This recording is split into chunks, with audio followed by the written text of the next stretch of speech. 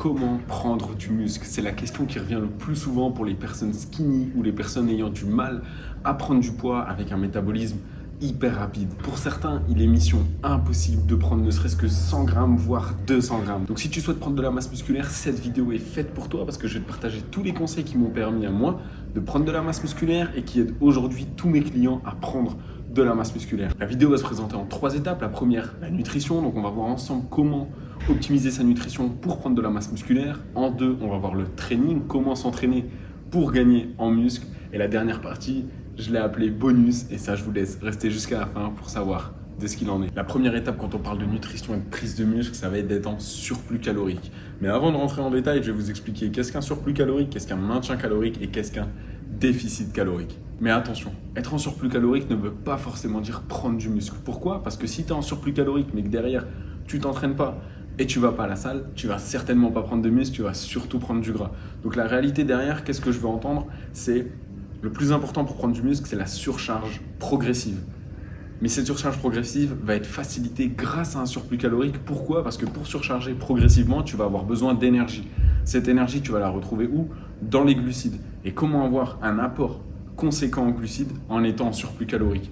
Donc tu peux très bien prendre du muscle en étant en déficit calorique. Par contre, ça va être beaucoup plus long et beaucoup plus compliqué. Donc c'est pour ça que de manière générale, c'est plus simple de faire un surplus calorique pour augmenter l'apport journalier de tes macronutriments, glucides, donc augmenter ton énergie et augmenter tes performances à la salle. La première étape va être de calculer ton métabolisme de base. Pour ça, je vais te mettre le lien de différents calculateurs que tu peux retrouver sur internet pour calculer ton métabolisme, et je vais vous sortir une vidéo pour calculer votre métabolisme de base, vos macronutriments, quoi manger. Donc reste bien connecté, ça va sortir dans les prochains jours. Donc le surplus calorique, on mange plus que ce que l'on dépense. Le maintien calorique, on mange autant que ce qu'on dépense chaque jour. Et le déficit calorique, c'est qu'on va manger moins que ce que l'on dépense chaque jour. Pour être en surplus calorique, tu vas prendre ton maintien calorique et tu vas ajouter 10 à 15%. Personnellement, c'est l'approche que j'applique avec mes clients et avec moi-même. Pourquoi 15% et pas par exemple 500 calories? Parce que tout simplement 500 calories, si tu manges 1000 calories, ça n'a pas la même importance que si tu en manges déjà 3000. Ce que je veux dire par là, c'est que 500 calories par rapport à 1000 calories, c'est 50%. Alors que 500 calories par rapport à 2000 calories, ça représente un quart, donc 25%. Donc ça représente 2 fois moins que pour une personne qui a 1000 calories. C'est pour cette raison qu'en ayant cette optique de 10 à 15%, ça reste proportionnel à chacun et à son objectif. Et attention à ne pas augmenter trop rapidement tes calories, parce que qui dit augmentation trop rapide dit stockage des graisses, stockage du gras, et tu vas plus faire une prise de masse grasse que de faire une prise de muscle. Le plus important quand tu es en prise de masse, prise de muscle, ça va être surtout la régularité et le suivi. Pourquoi? C'est que chaque fin de semaine, tu vas te peser pour voir l'évolution de ton poids. Si tu as pris du poids à la fin de la semaine, c'est que tu es en surplus calorique. Si tu vois que ton poids n'a pas bougé d'une semaine à l'autre, c'est que tu es en maintien. Et si tu as perdu du poids, c'est tout simplement que tu es en déficit calorique. Idéalement, pèse-toi le vendredi matin. Pourquoi? Parce que c'est le moment de la semaine où tu es logiquement le plus sec. Parce que si tu te pèses le dimanche matin, si tu as fait une grosse sortie la veille, ça va se ressentir sur la balance, alors qu'idéalement, le vendredi matin, il n'y a pas eu d'excès la veille. Donc le vendredi, c'est le meilleur moment pour se peser, mais encore une fois, le plus important, c'est la régularité. Une fois que tu sais combien de calories tu dois manger, maintenant, comment tu organises tes macros? Tout simplement, la première étape, concernant les protéines, moi je conseille le grand minimum, c'est 1,6 g par kilo de poids de corps. Ce qui veut dire que si tu fais 80 kg, tu vas faire 80 kg fois 1,6 et ça va te donner le résultat. Mais attention, 1 g de protéines ne veut pas dire 1 g de poulet. Pour environ 100 g de poulet, tu as environ 30 g de protéines. Donc 1 g de protéines ne veut pas dire 1 g de poulet, c'est très important. Pour les lipides, les matières grasses, je conseille minimum 1 g par kilo de poids de corps jusqu'à 1,3 g par kilo de poids de corps. Et pour les glucides, c'est très simple, vous allez prendre vos calories totaux, soustraire les protéines, soustraire les lipides et le reste, ce sera les glucides. Ça représente en moyenne 50% de votre apport journalier. Mais faites attention à manger quand même assez de légumes parce qu'ils sont très importants pour les micronutriments tels que les vitamines et les minéraux. Maintenant qu'on sait la quantité d'aliments qu'on doit manger, on va privilégier les aliments riches en calories. Pourquoi? Parce que lorsqu'on est en prise de muscle, on manque souvent d'appétit. Donc on va privilégier les aliments riches en calories tels que les oléagineux, les poissons gras, l'huile d'olive, les amandes, les noix de cajou, etc. Un des cheat codes qui m'a aidé à prendre de la masse musculaire, c'est les smoothies. Ça va vous permettre, avec une seule boisson, de manger l'équivalent de 5, 6, 700 calories ultra rapidement en 5 minutes. C'est très très rapide et facile à faire. Et je vous conseille de les consommer autour de votre entraînement. Pourquoi? Parce que lorsque vous allez manger des smoothies, vous allez transformer un produit brut, que ce soit des fruits, des légumes ou autre, et ce qui fait que ça va augmenter son indice glycémique, autrement dit son assimilation au sein de votre corps. Donc je vous conseille de le prendre autour de l'entraînement, ça va vous permettre de mieux l'assimiler et de vous donner un boost d'énergie durant votre séance. Les compléments alimentaires, comme leur nom l'indique, ils viennent en complément de votre alimentation, mais ça peut être une très bonne alternative pour les personnes qui manquent réellement d'appétit et qui souhaitent trouver une alternative à la solution solide des aliments. Dans cette grande famille des compléments alimentaires, je fais la différence entre les deux familles. Donc la première partie, ça va être les compléments type créatine, protéines, etc. Et la deuxième partie, ça va être les compléments type santé. J'entends quoi par santé? C'est les compléments type vitamines, zinc, magnésium, qui pour moi, ceux-là sont un impératif et sont primordiaux pour chacun d'entre nous. On est tous carencés en vitamines, peu importe où tu habites, même si tu es dans le sud, tu es carencé en vitamines. Donc pour moi, c'est impératif que tout le monde consomme zinc, magnésium, vitamines au minimum avec les oméga 3. Et le dernier point concernant l'hydratation, c'est de boire au minimum 2 litres par jour. Un des calculs très simples à faire pour savoir la quantité d'eau que vous devez boire chaque jour, c'est de prendre votre poids et vous le multiplier par 0,33. Ça va vous donner la quantité d'eau que vous devez boire. Encore une fois, avec ce genre de calcul, il faut les prendre avec des pincettes parce que là, dans ce calcul, qu'est-ce qu'on prend? Uniquement le poids. On prend rien d'autre, ce qui veut dire qu'on ne prend pas en fonction de la taille, on ne prend pas aussi votre niveau d'activité physique, vos habitudes, etc.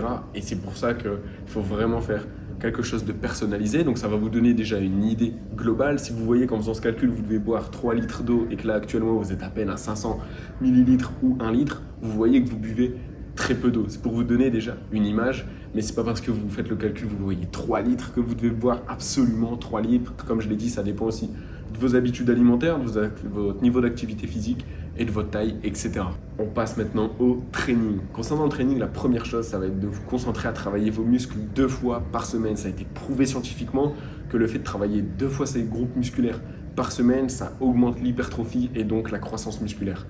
Par contre, attention à ne pas dépasser plus de 20 séries par muscle par semaine. Ça a été prouvé scientifiquement que la fourchette idéale du nombre de séries par semaine était entre 12 et 20 répétitions, 12 et 20 séries par muscle. La deuxième chose, c'est de cycler tes entraînements. Cycler ces entraînements, c'est hyper important pour ne pas tomber dans une zone de confort, dans une sorte d'habitude. Par contre, fais attention à ne pas cycler trop rapidement tes entraînements. Pourquoi? Parce qu'il faut maîtriser les bases. Je vois beaucoup trop de débutants qui cherchent à faire des variantes dans tous les sens qu'ils ont vues sur Internet, alors que pas du tout. Avant de vouloir faire des variantes, deviens un expert des bases. Avant d'apprendre à courir, tu as appris à marcher. Une fois que tu t'as su marcher, tu as appris à courir. La musculation, c'est exactement la même chose. Si tu ne sais pas exécuter correctement des mouvements de base, ne commence pas à chercher des variantes, des nouvelles exos de 2025, c'est pas du tout productif. Maintenant que tu entraînes tes muscles 2 fois par semaine, comment tu vas les entraîner? Donc tu vas privilégier les exos polyarticulaires au début de tes séances. Pourquoi? Parce que ça a été encore une fois prouvé scientifiquement que les exercices polyarticulaires étaient